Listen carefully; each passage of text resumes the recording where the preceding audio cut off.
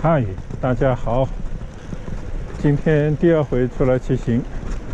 主要是今天呢收到了一个刚刚入手的 GoPro， 刚刚充了一会儿电啊，所以呢准备来试一试，看看它拍摄出来的影像，还有在这样有风的时间段，它的收音的效果，就是做一个简单的测试。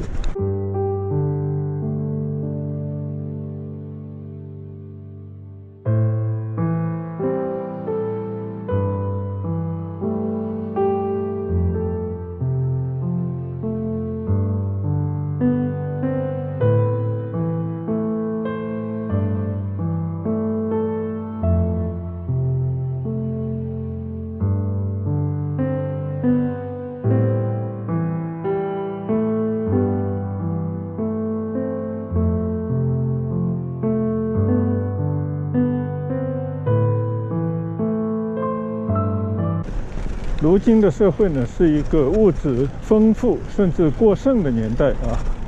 很多人呢，面对琳琅满目的商品，总想拥有最好的、最新的产品，尤其是那些电子类的产品，比方说笔记本电脑、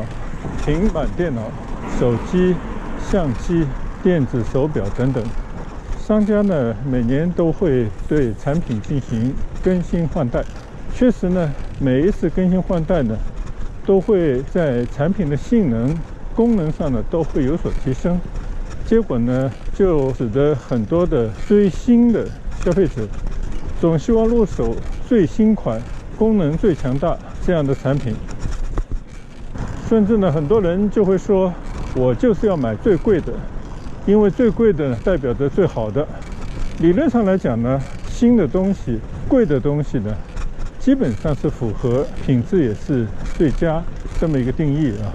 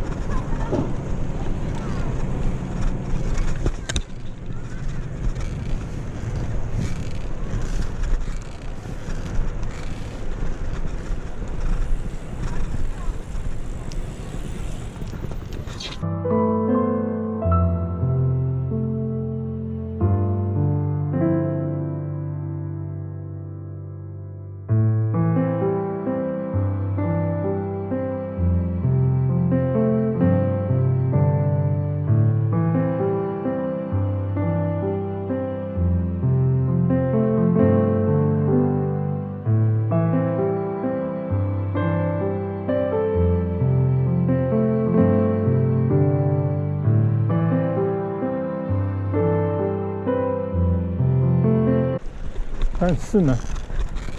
任何新款的产品，尤其是那些更新换代啊非常频繁的产品，如果你每次都要追求最好的产品、最新的款式、最强大的功能，那你就要准备好付出代价。也就是说，你要有不怕扁掉的荷包，并且呢，愿意为了支持你猎奇求新的这种心态，你就要花更大的力气，花更多的时间去创造你个人的财富，使得你有更强大的能力去支付你对那些新产品、那些最贵的产品拥有的能力。那假如说你确实是一个挣钱能力很强，只需要花别人几分之一甚至几十分之一的努力，就能够赚取10倍于别人，甚至几十倍于别人的薪酬收入的话，那无疑你对于更好的产品这种追求显得合理，因为你使用的最新最好的款式，非常有可能为你带来更好的体验的同时，来提升你的工作效率，也就是提升你的生产力，使得你挣钱的能力更强、更高效。那么这样呢，肯定是一个良性的循环。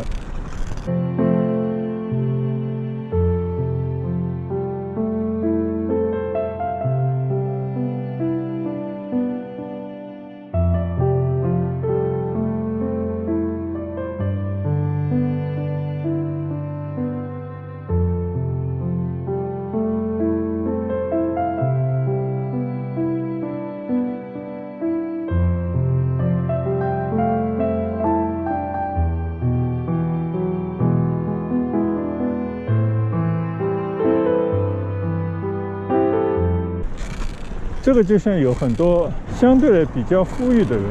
他永远都是买新车，这个在很多的国家都非常的普遍。比方说在欧美这些国家，就有这么一个群体，他永远都是去使用最新款的产品，尤其是出行的交通工具。他们用的最通常的做法就是用lease的形式去租一辆新车，在这个3年里面，一般来讲你只需要支付它的一个租借车辆的费用。到了3年的时候，你可以有一个选择，要么你把这个车还给租车公司，那么也就是说你这3年以来租车的费用全部都打了水漂，而换来的是你在这个3年里面去使用一部新车，不但在车的款式上保持最新潮的样式，以满足你时尚的需求，而且也会给你带来非常多的实惠，比方说安全因素，比方说2-3年之内几乎无需维修，确保行车的安全。那么也就是说，你可以把其他的时间和精力更多的用于你体现社会价值、创造个人财富上面来。假如说你有这样的能力，使得自己在实现价值和创造财富的方面形成一种良性的循环，并且盘旋而上，那么也就是说，下一个3年这个周期大概率呢，你还是会选择一部更新款的新车，以同样的方式呢，通过租赁的形式来保持这种良好的体验和安全的性能，继续呢使得自己有更多的自信和有更多的时间精力优于其他人的挣钱的方式。如果是这样的话，我个人更觉得有很多的这些专业人士，他采取这种租赁最新产品，付出一定的代价，同时呢等待下一代新产品的到来，然后呢又以同样的方式拥有最新产品的使用权。那我觉得这个呢也不失为一种良好的消费方式。但是很多问题呢都是在这个但是上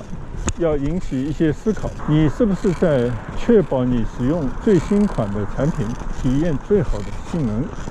不仅呢让生活有更多的好的体验，更重要的是你能否让它产生更好的生产力，让自己的个人财富的积累变得更为有效和快速。如果不是，那么也就是说你可能仅仅是一个追星族，新旧的新，只是满足一个自己的虚荣心，希望拥有最新的款、最强大的功能，来显得自己体面。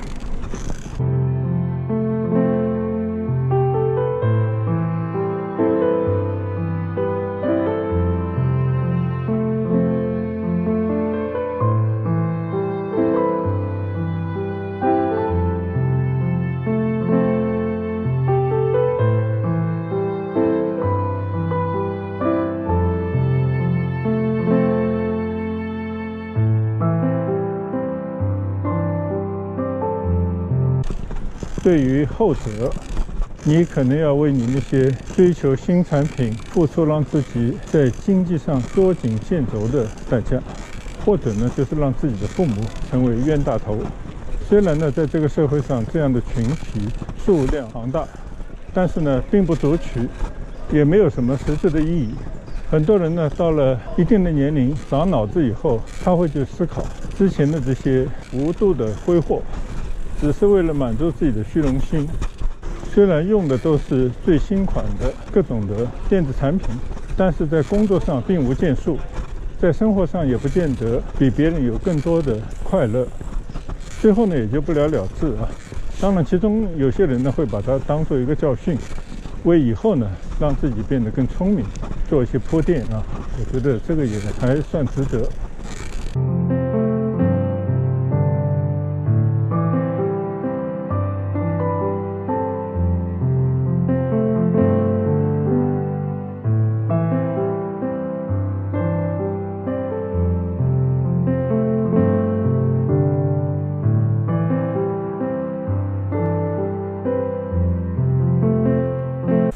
我个人的理念呢，东西不管新旧，也无所谓贵贱，不管是昂贵的东西还是便宜的东西，适合自己用功能能够满足自己需要的，就是最佳产品。也就是说，买对东西比买贵东西对自己有用的多。任何一样东西呢，其实都是会用旧的，但是看它能否保值，就跟它的功能对于你来讲，是不是还符合你以后的需要，跟之前的需要是否一致。就像我现在脚踩着我的小折单车，它就是一台2手的单车。我在骑了差不多4个月的时候，依然感觉各方面的性能都相当不错。只要你学会了一些简单的保养的方法和一些遇到一些小问题的时候的维修，自己搞得定的话，那这样的一台2手的小单车跟新品也相差无几。因为呢，我自己也曾经去商店里面试骑过新的小步行单车，我相信肯定是会有一些品质上的差异，新的肯定要比旧的要强。但是于我而言，对我一个普通骑行者来讲，既不求一个非常快的速度，也不求这个款式能不能吸引到别人，给自己挣得面子。也就是说，它符合我日常的一般的骑行锻炼的话，它的功能对于我来讲95%以上已经得到了满足。但是呢，我并不会因为它2手也要买3000多块钱，就会去选择1000块钱的其他品牌或者我并不完全认同的一些新的单车，因为我知道便宜的几百块钱都有找。所以有时候选择2手与否也并不完全是为了省钱，主要还是看他自己能不能对齐自己的需要，功能上、品质上是否让自己基本满意。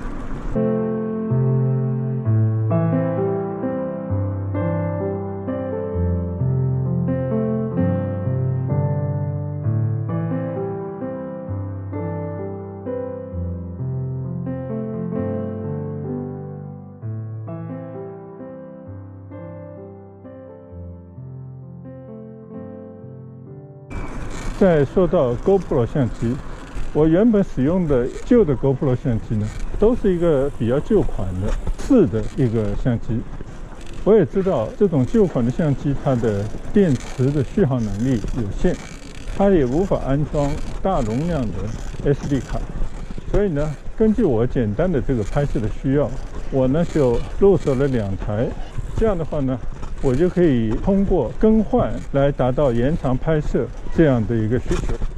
虽然这些旧的 GoPro 比起最新款的来讲，它拍摄的质肯定要差过现在那些新款的相机，但是这个并不是说这个旧的相机拍出来的视频的品质无法用于投稿，无法用于网上分享，因为呢，它照样还是可以拍出4K 的视频。比起 YouTube 1080的视频的最低要求呢，已经高了2个档次。所以也就是说，对于一个一般的以日常 vlog 拍摄拍着玩的一个初学者来讲，即便是一个 GoPro 4，我觉得也是基本够用了。只是呢，最近我的其中的一台 GoPro 出现了一些状况，我估计呢，因为是它没有裸机的防水功能，我经常在下雨的时候呢，照样开机骑行，然后呢，就感觉里面是不是进了水了？当然我也不确定也可能是机器老化了。就有一台呢拍出来取到的景物呢不是特别清晰，特别色彩不够鲜艳。我指的是对比另一台而言这也是为什么我就觉得说，看来得要入手另外一台 GoPro 作为备用的这个呢，也就是我通过网上的一些搜索，入手了一台我自己觉得比我原本那个已经强了不少。虽然也不是最新款的，但我觉得应该是符合我使用需要的一台 GoPro 的相机。这就是今天为什么我第2次骑出来试一下这个 GoPro 相机，它现在拍出来的效果，它的防震的功能是不是比以前有所改善，宽度是不是比以前那台要更宽紧一些。